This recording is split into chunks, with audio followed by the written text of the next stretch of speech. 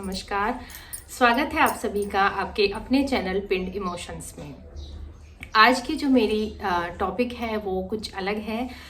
हुआ ये कि पिंड इमोशंस के व्लॉग देखने के बाद एक लड़की है बिहार से, यूपीएससी की तैयारी कर रही है और ग्रेजुएशन के सेकेंड ईयर में है। तो उसका नाम है प्रेरणा राय। उसने अपना फ़ोटो इस्तेमाल करने को मना किया है बिकॉज ऑफ प्राइवेसी। तो उसकी निजता का हम ध्यान रखते हैं, मान रखते हैं। उसने हमसे अनुरोध किया कि हम अपने पिंड इमोशंस पर उसकी लिखी एक कविता सुनाएं। उसने कहा कि उसे बहुत अच्छा लगेगा अगर उसकी लिखी कविता को कोई सुनेगा। तो हमने उससे अनुरोध किया कि आप खुद आकर कविता पढ़िए, लेकिन उसने मना कर दिया, वही निजता की वजह से। तो मैं उसी की लिखी एक कविता आप सबके सामने पढ़ रही हूँ। उम्मीद है आपको पसंद आएगी क्योंकि मुझे बहुत पसंद आई है। अगर आपको आज की कविता पसंद आती है तो मैं आगे भी उसकी और कविताओं का पाठ करती रहूँगी, क्योंकि लड़की बहुत गहरा सोचती है, बहुत गहरा लिखती है। तो हमें एक दूसरे को सपोर्ट करना चाहिए। अगर आप उसकी कविता को पसंद करते हैं, वो बात उस तक ज़रूर पहुँचेगी और वो और ज़्यादा लिखने के लिए प्रोत्साहित होगी। देखिए, प्रेरणा जी लिखती हैं, मैंने रुकना चाहा, मैंने रुकना चाहा, वक्त ने रुकने का वक्त नहीं दिया। मैंने रुकना चाहा, वक्त ने रुकने का वक्त नहीं दिया। हौसला रख शून्य की ओर चलती रही निरंतर। हौसला रख शून्य की ओर चलती रही निरंतर। होती रही समर्पित अपने सपनों के आगे। बहुत कुछ छूटता रहा पीछे, बहुत कुछ छूटता रहा पीछे। बचा रहा तो एकमात्र विश्वास। कभी हिस्से मेरे धूप आए, कभी दरख्त। कभी हिस्से मेरे धूप आए, कभी दरख्त।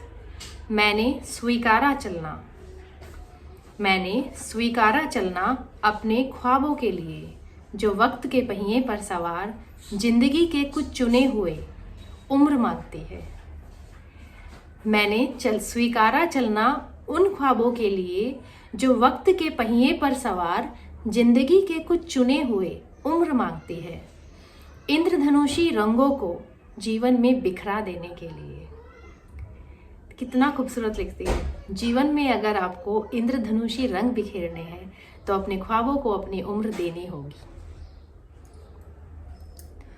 उम्र मांगती है इंद्रधनुषी रंगों को जीवन में बिखरा देने के लिए। लेकिन ये इतना आसान कहाँ, लेकिन ये इतना आसान कहाँ। जीवन का संघर्ष कभी अकेले नहीं आता। जीवन का संघर्ष कभी अकेले नहीं आता। समर्पण और आत्मसमर्पण दोनों का विरोधाभास साथ लेकर आता है। समर्पण और आत्मसमर्पण दोनों का विरोधाभास साथ लेकर आता है। जब कभी भी एक सार हो चुकी जिंदगी, जब कभी भी एक सार हो चुकी जिंदगी से ऊबने और बेइंतहा थकने के बावजूद मन नहीं देख पाता उजालों की सुबह। देखिए कितनी सुंदर लाइन है। जब कभी भी एक सार हो चुकी जिंदगी से ऊबने और बेइंतहा थकने के बावजूद मन नहीं देख पाता उजालों की सुबह, तब ठहर कर झांक आता है शांत क्षितिज।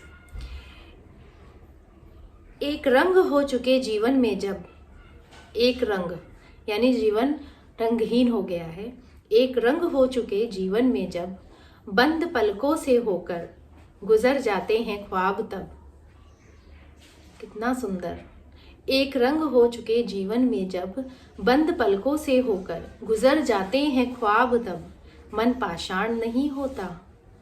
सब्र की पूरी किश्त एक साथ रखाता है जीवन की देहरी पर। सब्र की पूरी किश्त एक साथ रख आता है जीवन की देहरी पर, ताकि उसे सही समय पर पूरी कर अपने हिस्से की जिंदगी अपने नाम कर सके। सच है, जागती आंखों से देखा गया सपना चाहता है समर्पण। समर्पण अनिवार्य है। ना सुंदर लिखती है प्रेरणा जी। आप मुझे मैं तो कायल हूँ।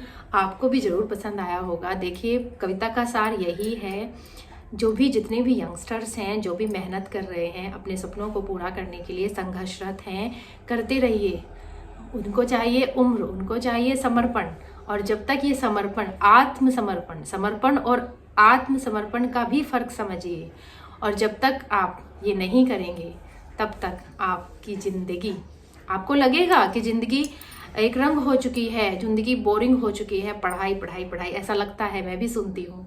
लेकिन यही सब्र की एक पूरी किस्त आपको मिलेगी जब आपके सपने पूरे होंगे। उम्मीद है आपको प्रेरणा की कविता पसंद आई होगी, और अगर आप और ऐसी कविताएं सुनने चाहते हैं तो ज़रूर बताइए, हम और लेकर आएंगे।